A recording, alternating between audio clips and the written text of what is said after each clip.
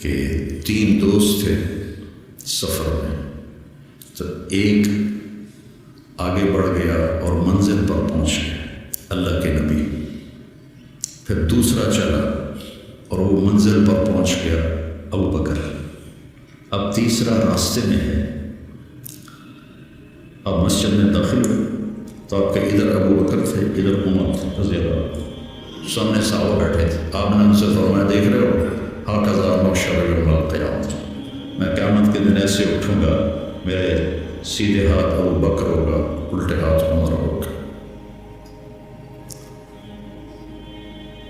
ملہم مراد سارے مرید، ایک شخص مراد، کتنے بڑے آدمی۔ تو صحابہ نے مشورہ کیا کہ فتوحات ہو گئی ہیں، کیسر اور کسریٰ کے خزانے مدینے میں آ گئے ہیں، اور عمر کا وہی حال ہے، وہی مجاہدہ ہے، وہی مشقت ہے، تو اب اسے نرم روٹی کھانی چاہیے۔ حضرت عمر کی روٹی کو کھا نہیں سکتا تھا، اٹک جاتی تھی گلے میں، اتنی سخت ہوتی تھی۔ تو انہیں لباس بھی، بڑے بڑے وفود آتے ہیں تو انہیں لباس بھی اچھا پہننا چاہیے، اور کوئی اب خادم رکھ لیں، اتنے غلام ہیں تو خادم اپنی خدمت کے لیے رکھ لیں۔ یہ کون مشورہ کر رہے ہیں؟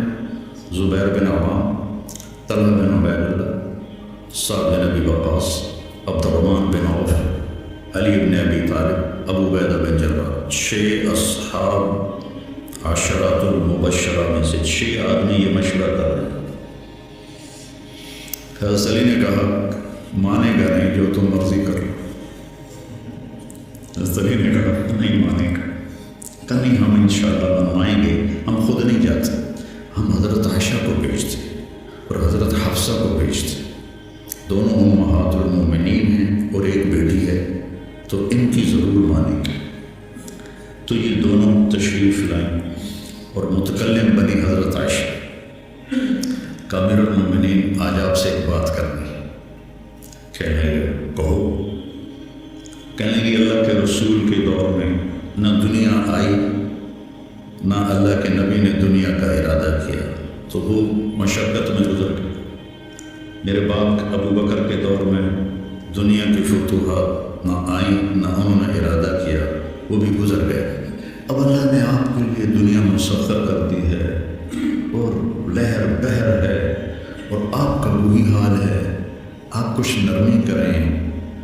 وہ جو پچھلی باتیں انہوں نے کہیں، غلام رکھیں، اچھے کپڑے پہنیں، بڑے بڑے وفد آتے ہیں، نرم کھانا کھائیں، نرم بستر استعمال کریں، اور عمر کا رنگ بدلنا شروع ہو گیا۔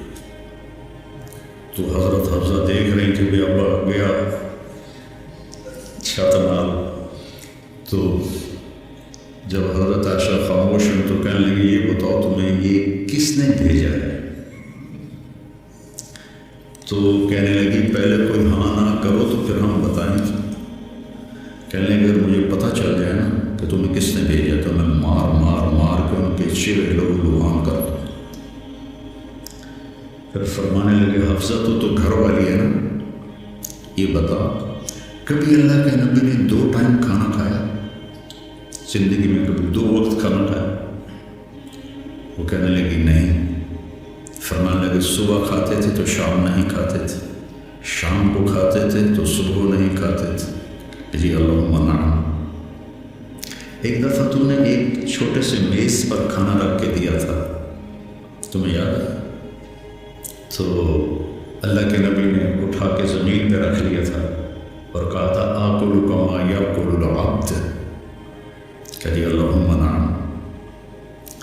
تمہیں یاد ہے اللہ کے نبی کا ایک ہی جوڑا ہوتا تھا اور اسے وہ خود دھوتے تھے، اور بعض اوقات وہ خشک نہیں ہوتا تھا اور بلال آ جاتے یا رسول اللہ السلام، تو آپ کہتے ابھی میرے کپڑے خشک نہیں ہوئے، یہاں تک کہ نماز تاخیر ہو جاتی تھی اور آپ وہ خشک ہو کر اس کو پہن کے جا کے نماز پڑھاتے تھے۔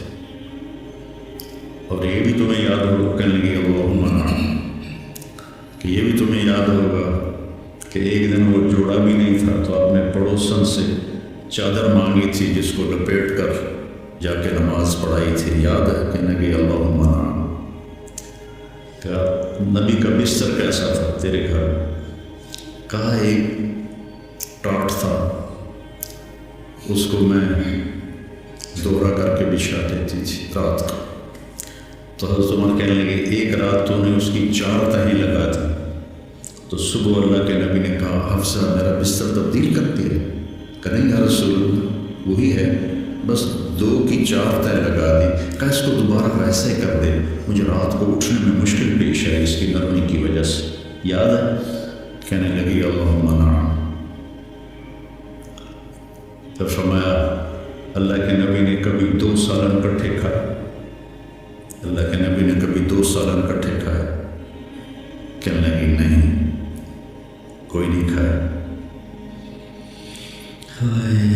تو حضرت عمر رونے لگے، فرمایا کہ جنہوں نے تمہیں بھیجا ہے نا انہیں جا کر کہو کہ 3 دوست تھے سفر میں، تو ایک آگے بڑھ گیا اور منزل پر پہنچ گیا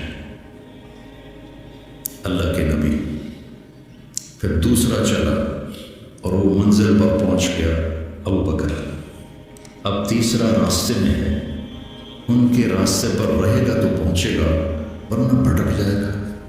والذی نفسی بیدی، اس رب کی قسم جس کے قبضے میں میری جان ہے، میں اپنے آپ کو اسی حال پہ رکھوں گا حتی تلحقہ باللہ، یہاں تک کہ میں اپنے رب کے ساتھ جا کے مل جاؤں۔ جن کو اپنی ذات کی طرف نبی کی محنت متوجہ کرتی، تحریکیں اوروں کی طرف متوجہ کرتی، اور انبیاء کی محنت یا قوم اعبدوا اللہ ما لکم من الہ غیر، یا قوم انی لکم نذیر مبین ان اعبدوا اللہ واتقوہ واطیعون انی لکم نذیر مبین انی لکم ناصح امین۔ اور جب خنجر لگ گیا اور پتہ چل گیا کہ بچنا ممکن نہیں ہے، تو اپنے بیٹے کو بلایا عبداللہ بن عمر، فرمانے لگے جاؤ عائشہ کے پاس اور ان سے کہو کہ عمر اپنے ساتھیوں کے ساتھ دفن کی اجازت چاہتا ہے، اور امیر المومنین نہ کہنا، عمر کہنا، چونکہ اب میں امیر المومنین نہیں ہوں۔ اگر وہ اجازت دے دیں تو مجھے وہاں دفن کر دینا، ورنہ مجھے عام قبرستان میں لے جائے۔ عبداللہ بن عمر رضی اللہ تعالیٰ عنہ تشریف لے گئے تو عائشہ رضی اللہ عنہ بیٹھی رو رہی تھی، تو انہوں نے عرض کی اماں جان میرا باپ عمر بن خطاب اپنے ساتھیوں کا قرب چاہتا ہے۔ تو حضرت عائشہ رضی اللہ عنہ نے روتے ہوئے کہا یہ جگہ تو میں نے اپنے لیے رکھی تھی، لیکن اگر عمر طلبگار ہے تو مرحبا بعمر۔ واپس آئے، کہا ابا جان ابشر قد اذنت، اجازت ہو گئی۔ کہ بیٹا ممکن ہے میرے شرم نے کہا جب میں مر جاؤں پھر دوبارہ میرا جنازہ لے جانا اور باہر رکھ دینا، اور پھر ایک دفعہ دوبارہ پوچھنا، اگر اس وقت اجازت ملے پھر مجھے اندر لے جانا۔ اس میں حضرت علی آئے تو بڑے گھبرائے ہوئے تھے، تو حضرت علی نے پوچھا اتخاف من الموت؟ کہا نہیں، الذی بعد الموت، الذی بعد الموت۔ جس ہستی نے 22 لاکھ مربع میل میں اسلام پھیلایا، تو کہنے لگے ڈرو نہیں، میں نے کئی دفعہ سنا کہ اللہ کے نبی نے کہا خرج تو انا و ابو بکر و عمر، دخل تو انا و ابو بکر و عمر، جی تو انا و ابو بکر و عمر و سیدہ قبول اہل الجنہ ابو بکر و عمر۔ کہ میں نے کئی دفعہ سنا، حضرت حسن بھی ساتھ، تو کہنے لگے قیامت کے دن گواہی دو گے میری؟ کہ میں بھی دوں گا، حسن بھی دے گا، میں بھی دوں گا، حسن بھی دے گا۔ تو حضرت علی چلے گئے، تو موت کی آہٹ محسوس کی، تو عبداللہ بن عمر نے گود میں سر رکھا ہوا تھا. کہنے لگے عبداللہ میرا سر زمین پہ ڈال دے. انہوں نے پنڈلی پہ رکھ لیا. حق سنتے نہیں ہو میں نے کیا کہا, مجھے زمین پہ ڈال دیا. انہوں نے سر زمین پہ رکھ دیا تو اپنا چہرہ زمین ایسے رگڑنا شروع کیا. ایسے ویل لک یا عمر ان لم یغفر لک ربک, یہ کہنا شروع کیا. ویل لک یا عمر ان لم یغفر لک ربک, ویل لک یا عمر, ویل لک ولامک یا عمر ان لم یغفر لک ربک. یہ کہتے کہتے جان نکل گئی. اور لوگ اکٹھے ہوئے تو حضرت عبداللہ ابن عباس کہتے ہیں کہ کسی نے میرے کندھے پہ ہاتھ رکھا تو میں نے مڑ کے دیکھا تو علی سے رو رہے تھے. کہہ رہے تھے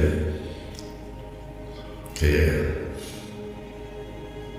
نہیں, بات کی بات, حضرت صہیب رومی نے جنازہ پڑھایا, وصیت کی تھی میرا جنازہ صہیب پڑھایا. ان 6 کو تو ڈال دیا تھا نا شورا میں, تو صہیب نے جنازہ پڑھایا. جنازہ اٹھایا گیا اور آ کر حضرت عائشہ کے دروازے پر رکھا گیا. اور عبداللہ بن عمر آگے بڑھے کہ اماں جان میرا باپ حاضر ہے, اندر آنے کی اجازت چاہتی. تو عائشہ رضی اللہ عنہا نے اپنی چادر اٹھائی اور اپنے آپ کو ڈھانپا اور باہر نکل گئی. مرحبا بعمر. تو جب آپ کی تدفین ہو رہی تھی تو عبداللہ بن عباس نے کہا کہ میرے کندھے پر کسی نے ہاتھ مارا. تو میں نے دیکھا تو علی رضی اللہ عنہ رو رہے تھے. کہہ رہے تھے عمر مجھے پتا تھا تیرے سوا یہاں اور کوئی نہیں آ سکتا, تیرے سوا یہاں اور کوئی نہیں آ سکتا, مجھے پتا تھا تو یہی آئے گا. علم کا یہ منتہا ہے. اس کو اگر ہم اپنی آپ ذات کو بیچ میں سے نکال دیں گے تو ہم گرنا شروع ہو جائیں گے. تجھے کیوں فکر ہے اے گل دلے صد چاک بلبل, تو اپنے پیرہن کے چاک تو پہلے رفو کر لے. عائشہ رضی اللہ عنہ موت کی سکرات میں تھی تو عبداللہ بن عباس رضی اللہ عنہ نے آنے کی اجازت چاہی. تو جنگ جمل کے بعد سے بول چال بند تھی کہ عبداللہ بن عباس حضرت علی کی طرف سے لڑے تھے باقاعدہ. تو آپ کے پاس عبداللہ بن زبیر اور مصور بن مخرم رضی اللہ عنہ بیٹھے ہوئے تھے. تو حضرت عائشہ رضی اللہ عنہ خاموش ہو گئی. اتنا اثر تھا اس بات کا. تو ان کا حبر الامہ ہے اور ابن عم الرسول ہیں, اجازت دیتے. تو حضرت عائشہ روئے جا رہی تھی اور ان کی بڑی چادر آنسوں سے بھیگ چکی تھی, ساری چادر. جب وہ آئے تو کہنے لگے اماں جان آپ کیوں رو رہی ہو؟ آپ کے اور نبی کی ملاقات میں صرف اتنی دیر ہے کہ یہ جان نکلے اور آپ اللہ کے رسول کے پاس پہنچ جائیں. کہنے لگے عبداللہ مجھے دھوکہ نہ دے, کاش میری ماں نے مجھے جانا ہی نہ ہوتا, مجھے بہلاوا نہ دے, مجھے دھوکہ نہ دے. اور اللہ کے نبی نے کہا تھا یا عائشہ انہو لیحرن علی الموت ان اریدک زوجتی فی الجنہ. عائشہ مجھے مرنا آسان ہو گیا ہے کہ مجھے پتہ چلا ہے تو جنت میں میری بیوی ہے. اور وہ رو رہی تھی. تو میرے عزیزو اپنی ذات کو نہ بھولو, اپنی ذات کو سامنے رکھو گے تو آپ ترقی کرو گے. اپنی ذات کو بھلا دو گے اور عیب پکڑتے پکڑتے, کمیاں پکڑتے پکڑتے آپ کو اپنا آپ بھول جائے گا.